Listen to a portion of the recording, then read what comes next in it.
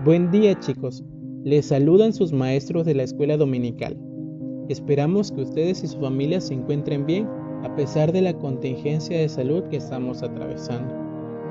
Sabemos que muchas actividades, tanto laborales, escolares y religiosas, se detuvieron por esta situación, pero la palabra de Dios no se detiene.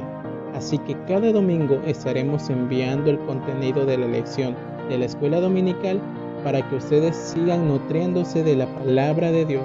Estamos comenzando el material Conoce tu Iglesia, el cual tiene lecciones muy interesantes.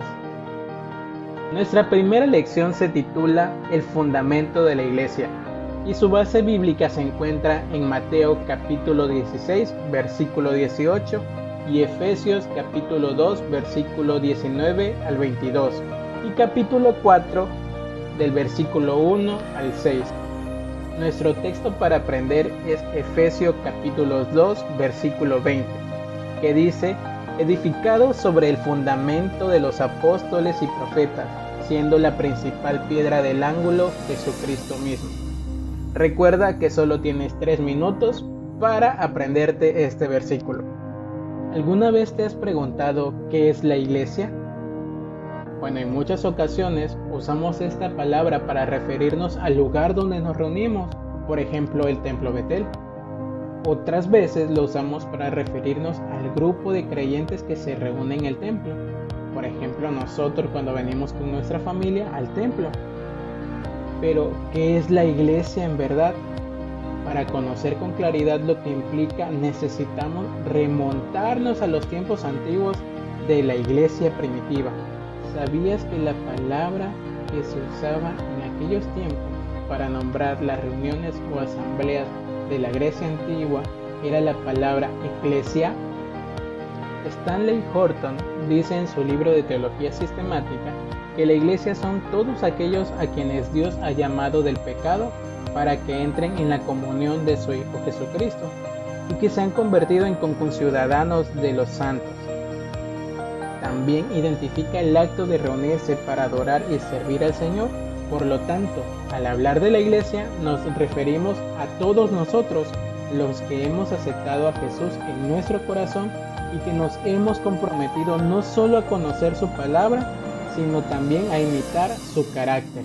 Para conocer más sobre este tema tenemos que tener en claro 3 temas importantes, los cuales se abordan en esta lección.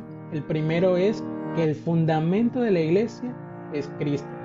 El segundo, la reconciliación. Y el tercero, la unidad.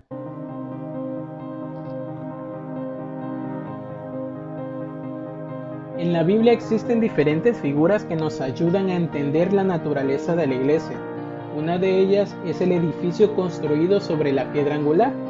Pero, ¿quién es la principal piedra del ángulo de la iglesia? La respuesta está en el versículo que se aprendieron, en Efesios 2, capítulo 20, que dice: edificados sobre el fundamento de los apóstoles y profetas, siendo la principal piedra del ángulo Jesucristo mismo. Esta piedra era lo que hoy en día se conoce como los cimientos, pero a diferencia de estos, la piedra del ángulo era la más grande de todos y controlaba que el diseño y el equilibrio del edificio fueran los correctos. En estos tiempos hay muchas ideologías sobre quién es el fundamento de la iglesia o quién es la roca angular. Muchos piensan que es el apóstol Pedro y el obispo romano llamado Papa, su sucesor. Argumentan que Jesús lo afirmó en Mateo capítulo 16, versículo 18. Aseguran que el Papa es el vicario, es decir, el sustituto de Cristo aquí en la tierra. Este pasaje de Mateo ha causado grandes polémicas, pues dice lo siguiente: y yo también te digo que tú eres Pedro, y sobre esta roca edificaré mi iglesia, y las puertas del Hades no prevalecerán contra ella.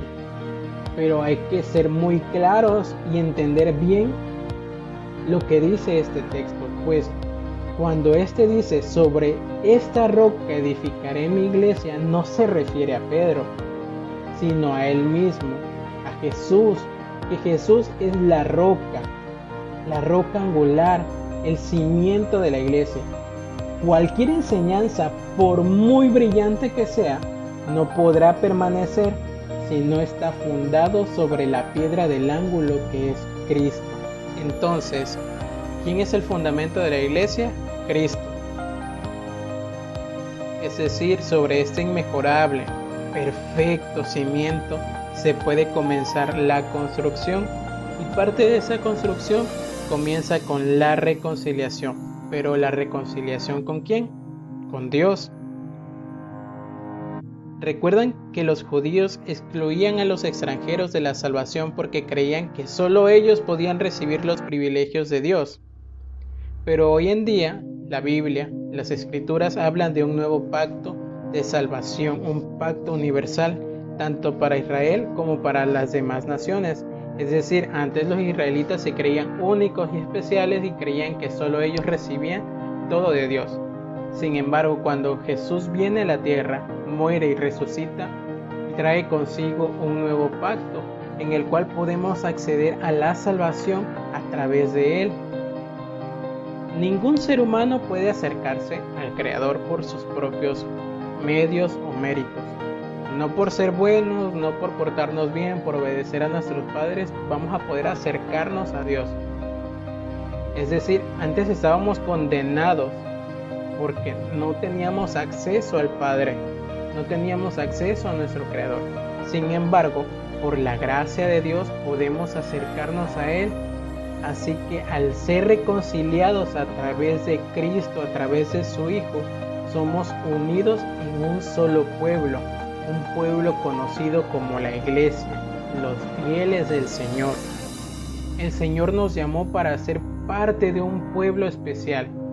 Al creer en Jesús y pedir perdón por nuestros pecados, somos reconciliados con Dios. Pasamos a formar parte del edificio que es la iglesia. Bueno, al ser reconciliados entonces nos unimos al pueblo de Dios. Ahora, ¿qué es la unidad? Esto es muy importante dentro de la iglesia. Efesios capítulo 4 versículo 3 al 6 dice: solícitos en guardar la unidad del espíritu en el vínculo de la paz, un cuerpo y un espíritu, como fuisteis también llamados en una misma esperanza de vuestra vocación, un Señor, una fe, un bautismo, un Dios y Padre de todos, el cual es sobre todos y por todos y en todos. A veces creemos que la unidad depende de que tengamos los mismos gustos, actividades o vestimenta, pero no es así. La Biblia nos enseña que la unidad en el pueblo de Dios no depende de las cosas externas, si bien es bueno que hagamos amistad. Lo que nos une es algo interno, producido por el Espíritu de Dios en el momento que aceptamos a Cristo en el corazón. ¿Qué es lo que nos une? Veamos qué nos dice el pasaje. Un cuerpo. Somos parte del cuerpo de Cristo. En otras palabras, formamos parte de la familia de Dios. Es sin importar edad, raza o posición social. Un espíritu. Todos somos sellados por el mismo Espíritu de Dios. No hay otro, solo uno, que nos otorga dones y talentos para servir al Señor. Una misma esperanza. Nuestra confianza como personas que hemos creído en Cristo es que viviremos la eternidad con Él. Esta convicción es de todos. Esta esperanza nos anima a mantener nuestra fidelidad. Un Señor, aquellos que tenemos a Jesús en el corazón, hemos dado voluntariamente el control de nuestra vida, de nuestros pensamientos, de nuestro corazón, para que Él dirija y gobierne todo de nosotros. Una fe es reconocer que no hay otro camino a Dios sino Jesús. Solo a través de Él podemos ser salvos, porque hay un solo Dios y un solo mediador entre Dios y los hombres, Jesucristo hombre. Un bautismo.